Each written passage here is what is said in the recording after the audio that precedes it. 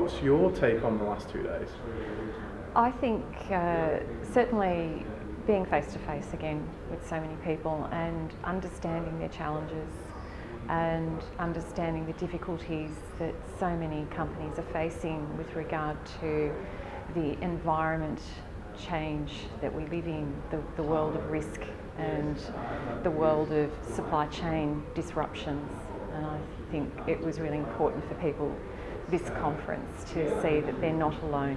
Any themes there that you could see that were particularly of interest? The dysfunction of the ERP platforms, the need to get access to relevant and real-time data, I think are key.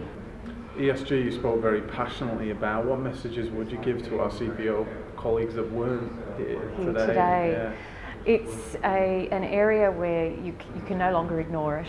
It's part of everyday life, it's part of the contractual basis, it's a part of winning business today, and it just literally makes good business sense to encompass this and have a thorough understanding of what it involves. Where should a company really look to focus their efforts on ESG if they're very early in the journey? Very early in the journey, I would recommend starting with the basics, which is to understand who's doing all the purchasing, all the contracts, make sure that they're digitised so that you can search on clauses, understand the legislation, the regulations that are involved, and then look outwards, look at those suppliers who can assist you and provide you with information to manage your portfolio. Yeah.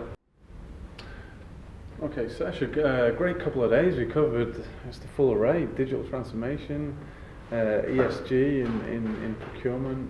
We also had a presentation from Hackett today. Yeah. Some of your key takeaways from the 2 days. Yeah, I think you've hit on the big one, which is ESG. There's quite a bit of discussion on that yesterday, and it's clear that that's now a mandate, right? It's not optional anymore. Procurement teams across all industries now need to be cognizant of what the requirements are, not just from a legislative perspective, but also from a stakeholder perspective. What do businesses now demand in terms of compliance?